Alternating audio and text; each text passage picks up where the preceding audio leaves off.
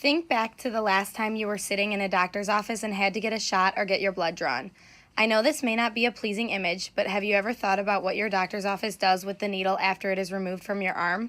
The topic our group decided to research was the illegal disposal of medical waste. This is a large problem all throughout the world today. It is such a tremendous issue because it is becoming extremely harmful to many populations.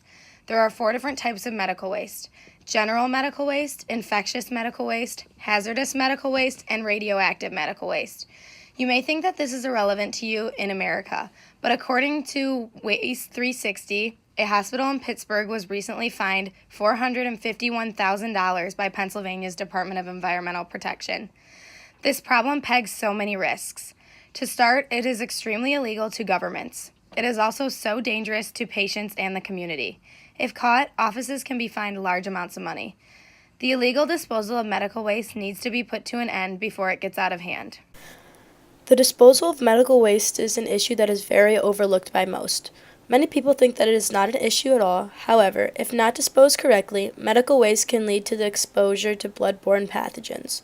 Blood-borne pathogens are linked to the transmission of a number of serious health ramifications. Some examples of this would be hepatitis, HCV, hepatitis B, HBV, and human immunodeficiency virus, which is HIV.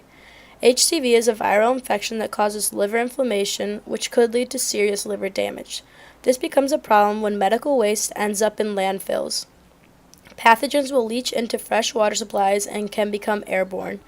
HBV is a serious liver infection that can become chronic and increase your risk of liver failure, liver cancer, or cirrhosis.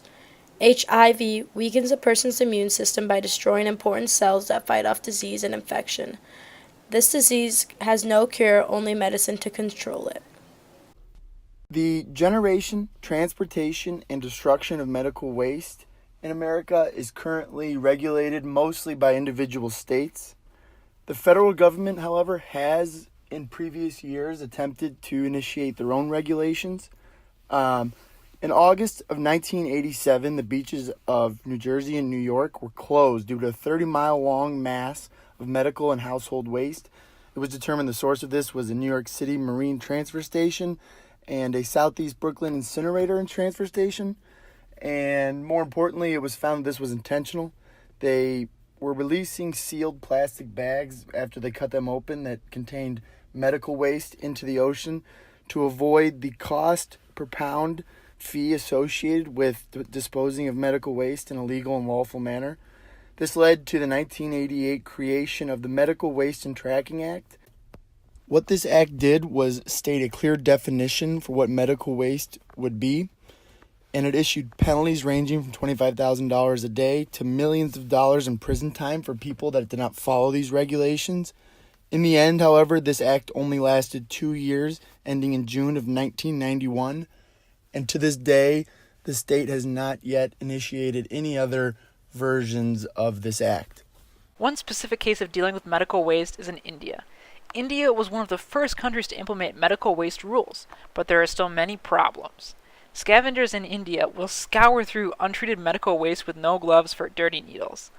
Some of these workers are even small children sorting this waste into huge piles, while standing barefoot in the dirt. In 2004, the International Clinical Epidemiology Network explored the biomedical waste practices of India. They found that up to 82% of primary health care services had no credible biomedical waste system in place, meaning that the waste was likely being sorted and reused by these scavengers. In 2009, around 240 people from the town of Gujarat contracted hepatitis B after being in contact with unsterilized or possibly even reused syringes. New biomedical waste practices were put into place after adjustments to the 1998 rules in 2000, 2003, and 2011. The rules were expanded to cover other medical operations such as vaccination and blood drive camps. After these rules were in place, the country processed 447 of its 484 tons per day of biomedical waste. This is a huge leap forward, however, that still leaves 37 tons per day untreated, meaning people are still at risk. In order to prevent the medical waste become more serious in the future, people need to enhance their understanding of what is regulated medical waste. In order to achieve this goal, government should strengthen the law against the medical waste. Also, the government should add more funds to build a huge individual medical waste treatment plan, and make sure there is always enough people to handle the processing of medical waste in the legal way. People also need to change while the government makes change. People need to reduce or stop the single-use products by using the reusable products. Also, they need to set up a bunch of containers in every possible room in the hospital, so that people can throw the medical waste more convenience after used. Make sure to organize the waste based on its categories such as sharp, liquid, and so on. More importantly, label sign so that people can understand more easily and that will not mix the medical waste. When the container is full, people need to make sure the container is tightly sealed because based on our research, most of the medical waste spilled during the transportation. The last but not least, make sure you go to the specific medical waste treatment plan for processing.